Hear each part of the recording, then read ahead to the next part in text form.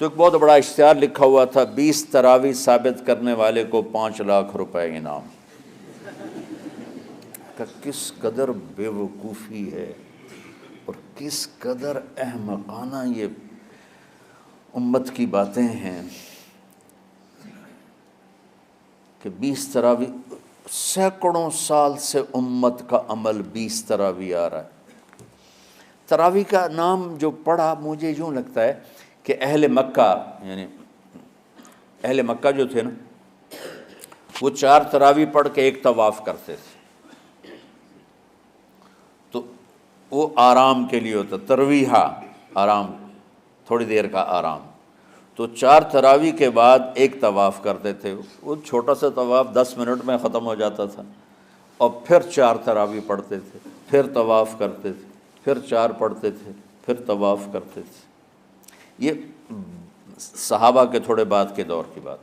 تو مدینے والوں کو پتہ چلا کہ مکے والے تو یہ کرتے ہیں، وہ کہنے لگے اساں کی کریے؟ انہوں نے کہا اسی 40 تراویح پڑھیں گے، 40 رکعت۔ وہ 40 رکعت پڑھتے تھے۔ تو نوافل میں کوئی سختی نہیں کہ بھائی 8 سے زیادہ نہیں پڑھنی، بدعت ہو جائے گی، اور 20 پڑھنا بدعت ہے، یہ سب جہالت کی بات ہے۔ اور یہ 8 پڑھ رہے ہیں یہ غلط ہے، یہ بھی حماقت کی بات ہے۔ جو صحیح حدیث سے دلیل پکڑ کے کوئی عمل کرتا ہو تو بھائیو اس سے بحث نہ کیا کرو، مناظرہ نہ کیا کرو، یہ بہت نادانی والی بات۔ اور امت کا خلق لاکھوں کروڑوں انسانوں کا ایک عمل پہ جمع ہونا، یہ بذات خود اس کی طاقت کی ایک دلیل۔ اور حرمین جب سے میرے رب نے حضرت عمر نے 20 رکعت شروع کی، آج تک وہاں بھی ساری مساجد میں 8 رکعت تراویح ہوتی ہے، لیکن حرمین کی مسجد میں 20 رکعت، ادھر بھی ادھر بھی۔ اور یہ جو وہ وہاں ختم قرآن پہ دعا نہیں مانگی جاتی، یہ کس کا عمل ہے؟ حضرت عثمان کا۔ حضرت عثمان نے اپنے دور خلافت میں تراویح پڑھانے والے سے کہا جب قرآن ختم کرو تو دعا کرنا۔ وہ کہنے لگے جی کیا دعا کروں؟ کہ جو تیرے دل میں آیا کرنا۔ تو ختم قرآن کی رات تراویح کی آخری رکعت میں من الجنت والناس کے بعد دعا کے لیے ہاتھ اٹھانا، یہ حضرت عثمان رضی اللہ تعالیٰ عنہ نے اس کو زندہ فرمایا۔ اور امام دعا کرتا تھا 1 منٹ 10 منٹ 20 منٹ جتنے بھی، اور پیچھے لوگ آمین کہتے تھے۔ وتر کی جماعت نہیں ہوتی تھی، وتر کو باجماعت حضرت مولا علی رضی اللہ تعالیٰ عنہ نے شروع کی کہ وتر کو بھی باجماعت پڑھا جائے۔ تو یہ ان کی سنت ہے کہ وتر کو باجماعت پڑھا گیا۔ تو اب یہ لہٰذا یہ سارے سنت جو کام ان خلفۂ راشدین سے ہوا وہ بھی سنت ہے۔ تو اللہ نے ہمیں ایک عبادت دے دی کہ میرا قرآن پڑھو اور سنو۔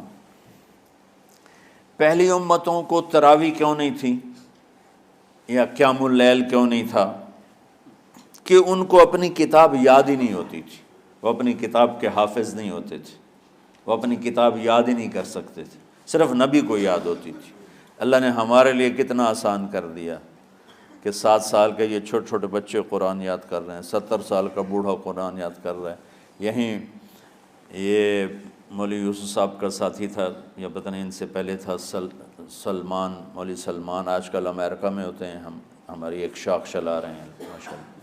وہ شروع میں یہاں تھے، تو یہاں تراویح پڑھانے کے لیے ہمارے پاس حافظ کوئی نہیں تھا، وہ حافظ نہیں تھے، وہ صبح بیٹھ کے شام تک 1 سپارہ یاد کرتے اور رات عشاء کی نماز میں سنا دیتے۔ 30 دن میں قرآن یاد کر کے سنا دی۔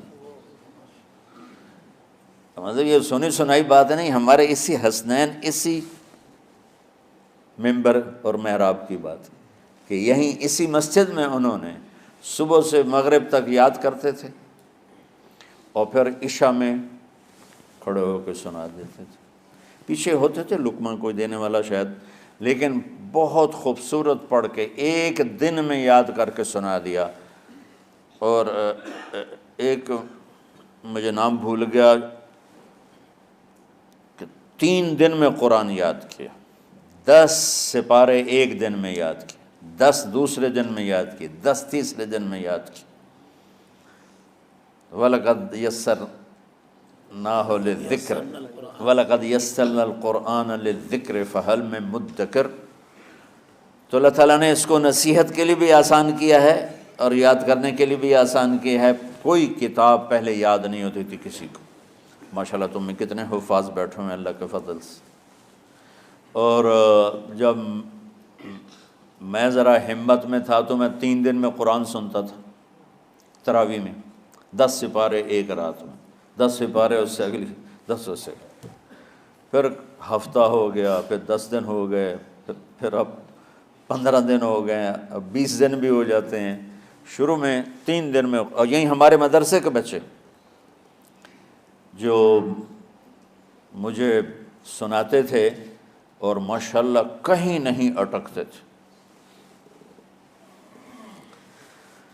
ایک تو اسلام آباد میں ہوتا ہے اور ایک اب جنید ہے وہ امریکہ میں ہوتا ہے۔ تو اللہ تعالیٰ نے اس طرح، اور ادھر اور کراچی میں اشعار لگے ہوتے ہیں، 10 دن میں قرآن ختم، 1 ہفتے میں قرآن ختم۔ یہ وہاں اشتہار لگے ہوتے ہیں، بھئی آپ ہمارے پاس آ کے تراویح پڑھیں، ہم ہفتے میں قرآن ختم کر دیں۔ ٹھیک ہے، تو اللہ نے ہمیں رات کی نماز عطا فرمائی، اور چونکہ یہ ایک مشقت ہے تو میرے نبی نے کہا یہ رات کی نماز کے ہر سجدے پر 1500 نیکی لکھی جاتی، 1500 نیکی لکھی جاتی۔ اور اللہ تعالیٰ ہر سجدے پر جنت میں ایک محل بناتا ہے جس کے 60,000 سونے چاندی کے دروازے ہوتے ہیں، اور ایک درخت اس کے لیے لگاتا ہے جس کے نیچے 100 سال گھوڑا دوڑ سکتا ہے۔ تو رمضان کا اہتمام آپ رجب سے شروع فرما دیتے تھے، جس کو ہم آج صلاۃ التراویح کہتے ہیں۔ میرے نبی کے زمانے میں اسے قیام اللیل کہا جاتا تھا۔ تراویح کا نام کب پڑا اس کا تو مجھے پتہ نہیں، کہیں نہ کہیں لکھا ہوگا، لیکن صحابہ کے دور میں اس نماز کا نام تھا قیام اللیل۔ اس لیے حضرت عائشہ رضی اللہ تعالیٰ عنہ کی روایت ہے جس سے 8 رکعت والے حضرات استدلال کرتے ہیں کہ رمضان اور غیر رمضان میں، اس کو امام بخاری نے قیام اللیل کا ہی عنوان دیا ہے، آپ نے 11 رکعت سے زیادہ نماز نہیں پڑھی۔ ایک ضعیف روایت میں ہے کہ آپ نے 3 دن پڑھائی نماز، یہ تو صحیح روایت ہے۔ کتنی رکعت پڑھائی؟ تو ایک ضعیف روایت میں ہے کہ 20 رکعت پڑھائی۔ اچھا، ضعیف روایت سے عبادت ثابت نہیں ہو سکتی، حکم شرعی۔ تو جب حضرت عمر رضی اللہ تعالیٰ عنہ نے سب کو، اب میرے نبی کے دور میں 3 دن کے بعد آپ تو آئے نہیں کہ کہیں فرض نہ ہو جائے، تو صحابہ اپنے طور پر قرآن سنتے تھے ٹولیوں میں۔ صدیقی دور میں 2 سال وہ فتنوں میں گزرا، تو اس میں بھی اسی طرح چلا کہ ٹولیوں میں ہوتے تھے۔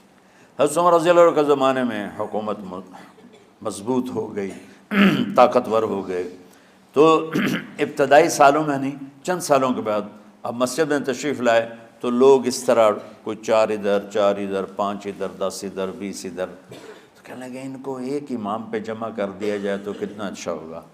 تو آپ نے سب کو اکٹھا کیا اور ابی بن کعب رضی اللہ تعالیٰ عنہ کو امام بنایا، اور سب کو ایک نماز پہ جمع کر کے 20 رکعت کا حکم عطا فرمایا۔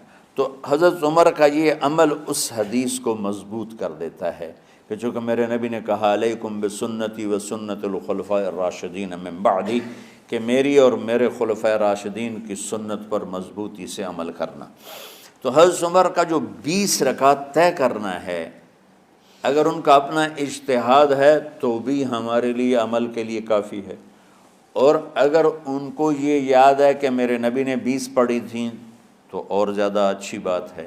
لیکن بہرحال جو 8 پڑھتا ہے ہمارا اس پہ بھی کوئی اعتراض نہیں، چونکہ وہ بھی حدیث کے ساتھ بات کرتا ہے، اور باقی پوری امت 20 پڑھتی ہے ان پر بھی اعتراض نہیں۔